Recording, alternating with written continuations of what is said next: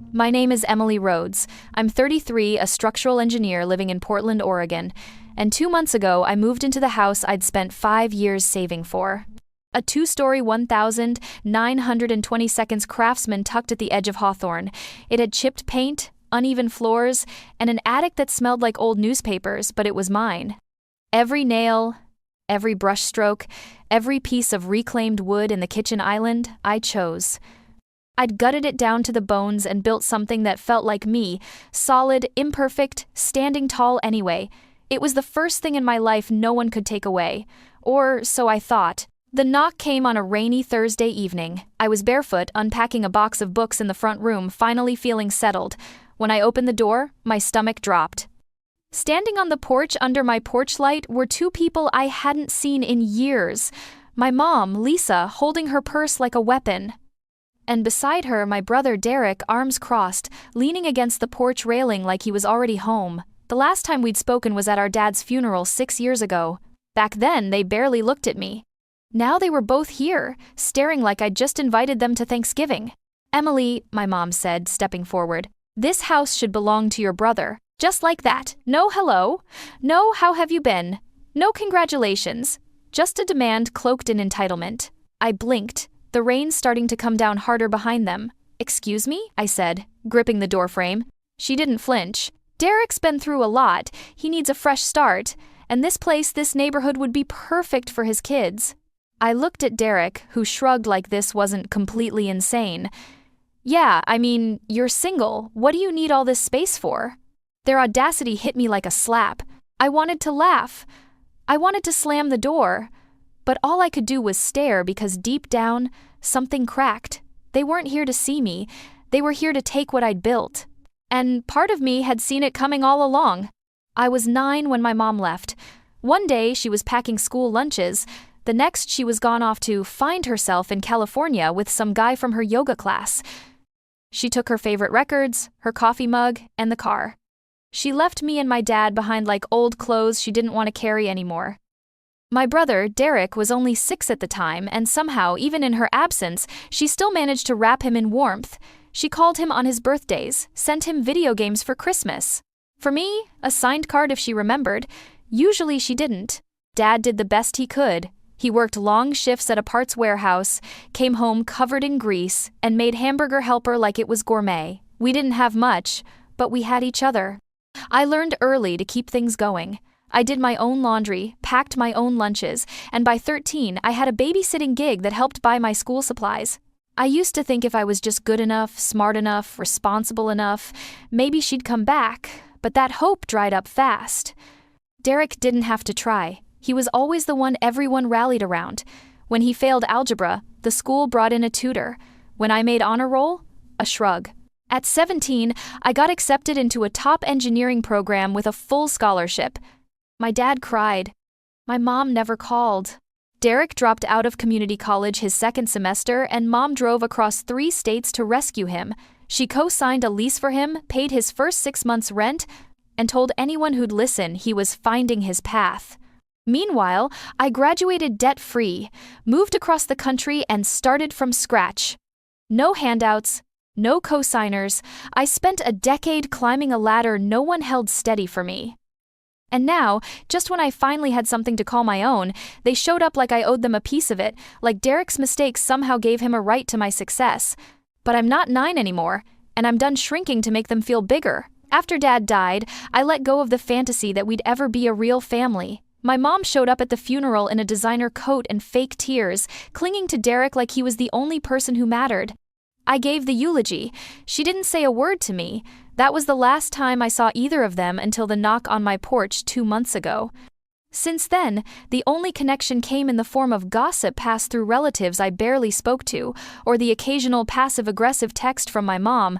"Hope you're well. Derek's car broke down. He's had such a rough year."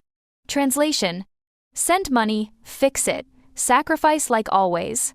I never responded. Derek had always been her favorite. It was obvious even when we were kids. He'd wreck the kitchen and I'd get scolded for not watching him. He could do no wrong. And when he did, the world bent to catch him. I was the one who was too independent, too serious, too cold. The truth? I was exhausted. I had to grow up the moment she walked out. While I built a life from nothing, Derek hopped from one excuse to another. He never held a job longer than 6 months, crashed on friends' couches, blew through whatever money Mom sent him. And somehow she still saw him as the victim. After years of watching them drag drama into every corner of my life, I decided to shut the door. No more guilt, no more caretaking, no more being the backup plan. I blocked their numbers, changed mine, and built a life without the chaos. So when they showed up at my door that day, it wasn't just a surprise, it was a betrayal. The peace I'd carved out for myself earned through years of silence and space shattered with 5 words. This house should be his. They didn't wait for an invitation. After dropping that bomb on my doorstep, Mom swept past me into the house like she still had a key. Derek followed, dragging muddy shoes across my entryway, giving the place a once-over like he was appraising it. "Nice place," he muttered. "Might need to repaint that wall, though." I stood frozen for a second, watching them take over my sanctuary like they'd just come back from vacation. My couch, my floors, my silence, all suddenly invaded. Mom sat down like a queen reclaiming her throne. "It really is a beautiful home," she said, smoothing her skirt. "You've done well for yourself, but let's be honest, this was always supposed to be for the family." I blinked. "What are you talking about?" She gestured vaguely around the room. "Your father's life insurance. That money belonged to all of us. You used it for the down payment, didn't you?" I felt like the air had been sucked out of the room. "That policy was barely enough to cover his funeral," I said, my voice sharp. "This house is mine, every cent of it." Derek kicked off his shoes and put his feet on my coffee table. "Chill, Em. We're not here to fight. Just figured it makes sense, you know. I've got 2 kids. You've got a whole house to yourself." I clenched my jaw, my heart pounding. "You're not staying here." Mom tilted her head. "Don't be selfish. You know he needs this more than you do." I couldn't believe what I was hearing. They didn't just want a place to crash, they were trying to claim it like it was theirs. My stomach churned. All I wanted was to make them leave. But deep down, I knew. They weren't going to walk away without a fight. I bought this house with every scar I earned. For 5 years, I saved every extra dollar. I skipped vacations, holidays, dinners out. I worked full-time as an engineer and picked up consulting gigs on weekends staring at blueprints until my eyes burned. I drove the same car with a cracked windshield for 3 years just to keep my credit high. I did everything the hard way. Alone. No cosigners, no bailout, no safety net. I knew no one was coming to save me, so I saved myself. The day I closed on the house, I sat in my car outside the title office and sobbed. Not tears of sadness, relief. Pride. I had clawed my way into a life no one could take from me. At least, I thought they couldn't. I moved in with just an air mattress and a folding chair. But I didn't care. The house had creaky floors, chipped paint, and a backyard full of weeds. But to me, it was perfect. The first night I slept here, I lay on that air mattress in the middle of the empty living room, staring at the ceiling and whispering, "You did it. You're safe now." This house became more than shelter. It became a line between the life I left behind and the one I built. Every coat of paint, every refinished cabinet, every tile I laid with blistered hands, it all meant something. It meant I survived. It meant I chose myself. So when my mom walked in like she still had ownership over my world, when Derek kicked his feet up like he belonged here, it wasn't just disrespect, it was war. Because they weren't just trying to take a house, they were trying to unravel everything I fought to become. And I wasn't going to let them. Derek stood in the hallway, poking his head into the guest room. "This'll work for me," he said casually. "Maybe put a crib in the corner for my kid. Not sure where we'll put the TV, though. You don't mind if I mount it on the wall, right?" I stared at him, stunned. "You're not staying here," he scoffed. "Wow, you really are selfish." Mom, seated on my sofa like she'd never left, nodded in agreement. "You're doing well, Emily. You've got a good job, a whole house, no kids. You have more than you need. Derek's struggling, he needs support. Family supports each other." I bit back the scream clawing at my throat. Support doesn't mean handing over my life. "Why not?" Derek asked, arms crossed. "You act like you did everything alone." "I did," I snapped. "No one helped me. Not you, not her." Mom's eyes narrowed. "Don't talk to me like that. I brought you into this world. And then you left," I said, voice cold. Silence, thick and sour. Derek rolled his eyes. So what? You think being successful makes you better than us? No, I said, but it means I don't owe you anything. They tried to dress it up like love, like family. But all I saw was entitlement polished with guilt, wrapped in obligation, handed to me like a ticking bomb. They wanted to explode my peace and act like I should thank them for it. Not this time. A week after that confrontation, I thought maybe it was over.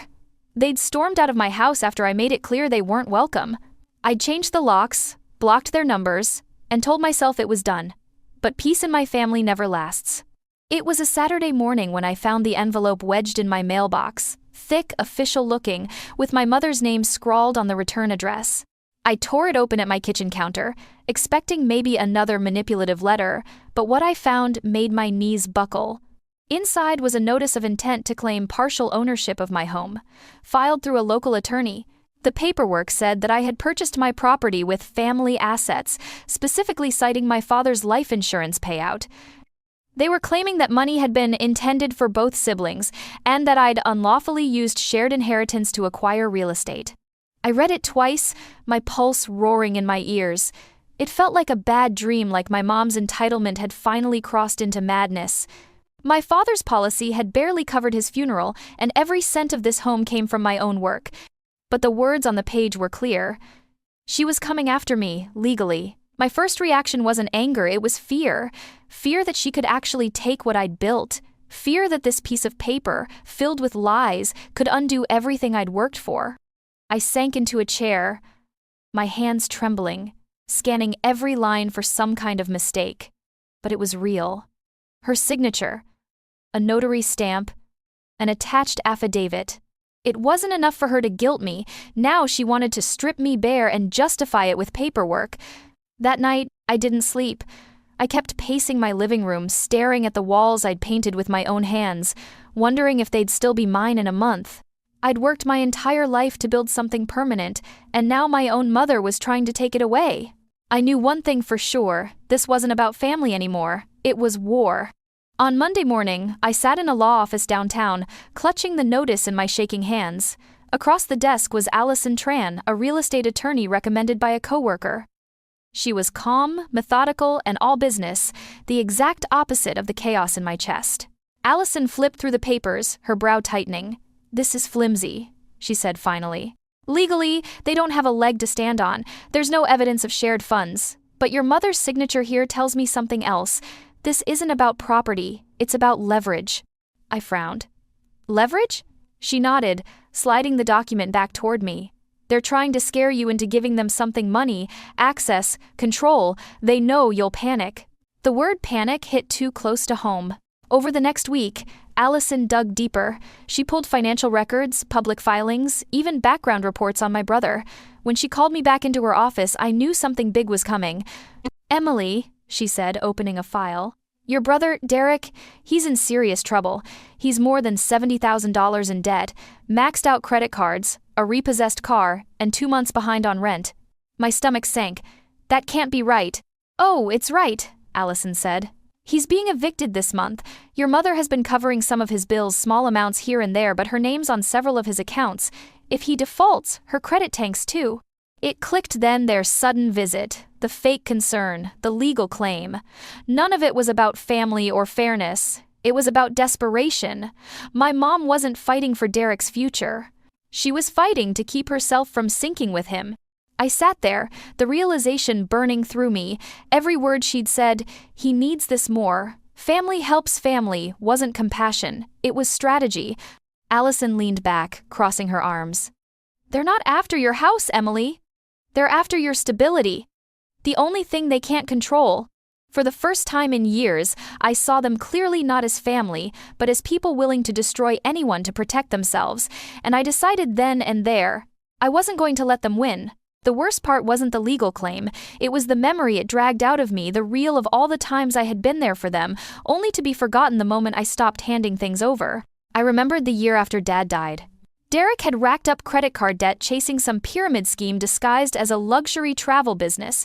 He called me at midnight, frantic. I wired him $2,000 the next day to keep his lights on. He promised he'd pay me back. He never did. Never even brought it up again. Then there was the time Mom's boyfriend disappeared with her rent money. She called me crying, saying she'd be on the street if I didn't help. I sent $800 and skipped groceries that week. She didn't thank me, just said, "You've always been better with money." Better, like it was a personality quirk instead of survival. It was always like that, me patching the holes they poked in their own lives, and every time I helped, they treated it like a given. Like I was the sturdy one, the successful one, the safe one, so naturally I was supposed to carry them. But this, coming from my house, filing legal claims based on lies, that wasn't just selfishness, that was a betrayal so sharp it left a scar. I used to think if I gave enough money, forgiveness, silence, they'd eventually see my worth. Maybe even love me for more than what I could provide. But now I see it for what it was.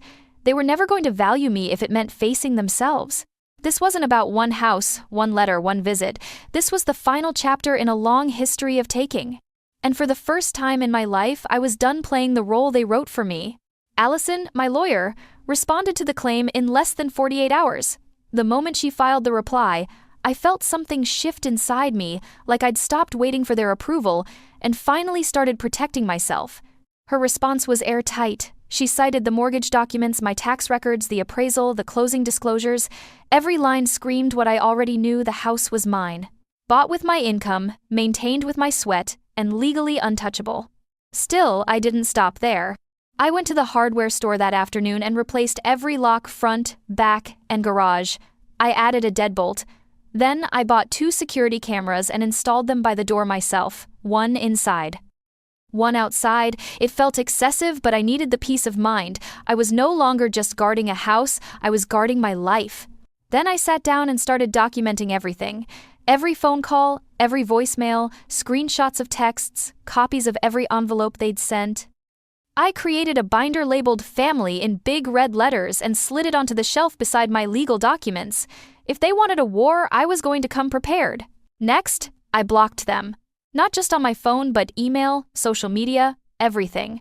I told myself it was temporary, just until the dust settled. But even as I said it, I knew it wasn't true. I was done giving them access to me. It was quiet after that. The kind of quiet that feels like oxygen after you've been drowning for years. I walked through my house differently, lighter, grounded. I cooked dinner without looking over my shoulder. I slept with the windows open again. They thought they could guilt me, sue me, scare me, but they didn't realize they'd finally given me permission to do what I should have done years ago. Cut them off, not out of spite, but out of survival. At first, the silence was a relief. No more knocks at the door, no more late-night texts, no more threats in the mail. But like always with them, the calm was just a setup for the next storm. It started small, a vague Facebook post from my mom. Some people forget where they come from once they make money. They forget family. They forget decency. Then Derek posted a photo of their old apartment, half-packed boxes in the background, with the caption, "When your own sister kicks you to the curb so she can play rich girl in a house she didn't even buy herself." They never used my name, but they didn't need to. We had too many mutuals. Family, neighbors, people I hadn't seen since high school started commenting, asking questions, choosing sides. And then it bled into my life. One Monday, I walked into work and found my colleague Brandon, the kind who lives online, hovering at my desk. "Hey, I didn't want to make it weird, but your brother's post, it's going around. People are saying you stole family money to buy your house? That your mom's suing you?" My throat went dry. It didn't matter that it wasn't true. It didn't matter that I had proof. The damage was already echoing, whispers in the break room, side eyes during meetings. A project I'd been leading suddenly handed off so you can focus on personal matters. I wanted to scream, to grab everyone and say, "Do you have any idea what I've survived? What I've built?" But instead, I smiled tight and said, "Everything's fine," because that's what I've always done. But that night, I sat on my floor, laptop open, phone buzzing with more screenshots, and realized something I couldn't out. Nice this. I couldn't outwork it. I couldn't shrink enough to make the noise go away. They wanted to ruin my name. So I decided to fight for it. I started digging. Every receipt, every email, every screenshot I could find, I compiled it all.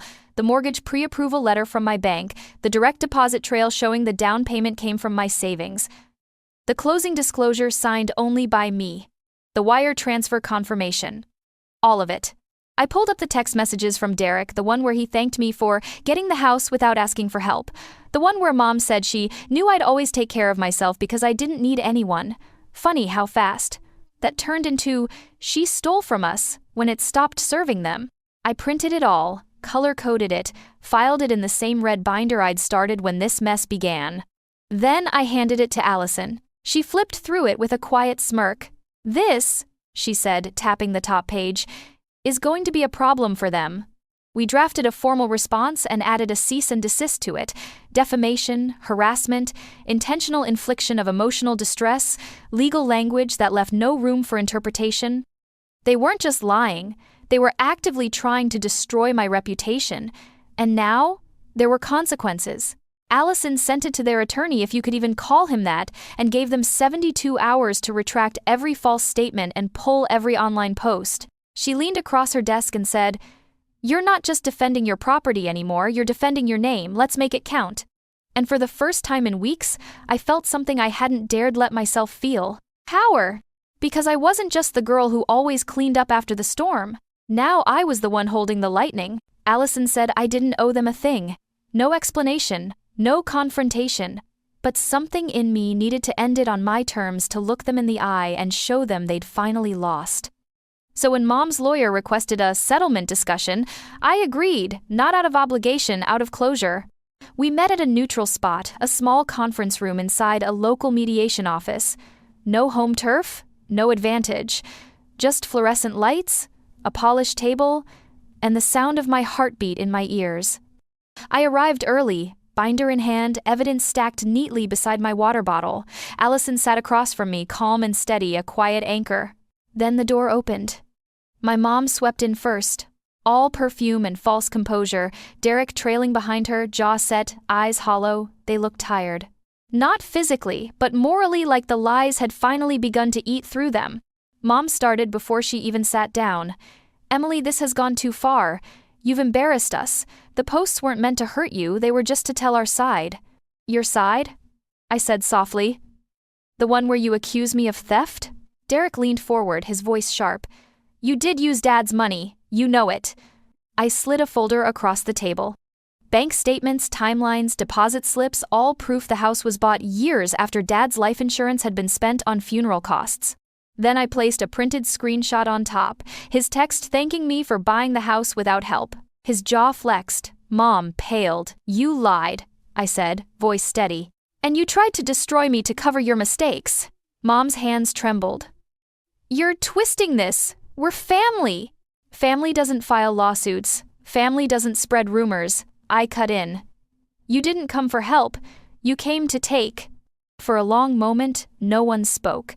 The air was thick with everything we'd never said. Derek's bravado cracked first. He slumped back, muttering, "Whatever. Keep your stupid house." Mom's face twisted, grief mixed with rage. "You'll regret this," she whispered. I stood, gathering my papers. "No," I said quietly. "I'll finally sleep." When I walked out of that room, I didn't look back. 2 weeks later, the court dismissed their claim with prejudice, meaning they could never file it again. It should have felt like victory, but it felt more like release, like exhaling after holding my breath for years. Then, just as the dust began to settle, it happened. I came home one night to find my front gate half open, the latch broken. The security camera caught it all, Derek trying to force his way in, muttering under his breath before bolting when the porch light motion sensor flared on. He'd actually tried to break into my home. The next morning, Allison filed for a restraining order. The footage combined with the harassment history made it an open and shut case.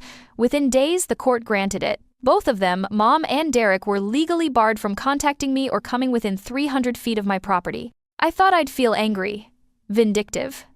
But what I felt was peace.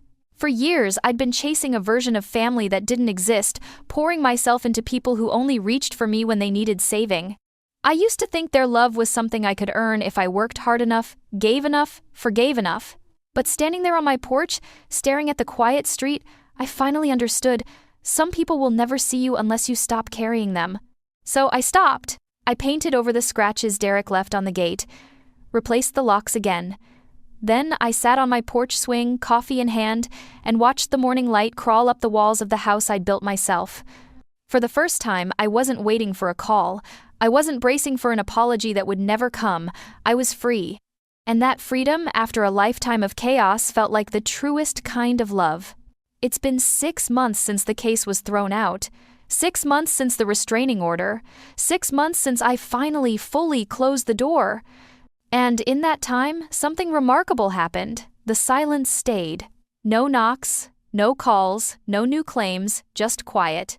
The kind of quiet you only notice after living in chaos. The kind that wraps around your bones and makes you feel whole again. The house, my house, feels different now. Lighter. Like it's no longer holding its breath along with me. The last piece of the puzzle was the garden. I'd been putting it off for years, but this spring I rolled up my sleeves and did it. Built raised beds, planted lavender, tomatoes, rosemary, sunflowers, things that would grow roots and stay. Some nights I sit on the back steps, dirt still under my nails, sipping tea while the sun drops behind the trees.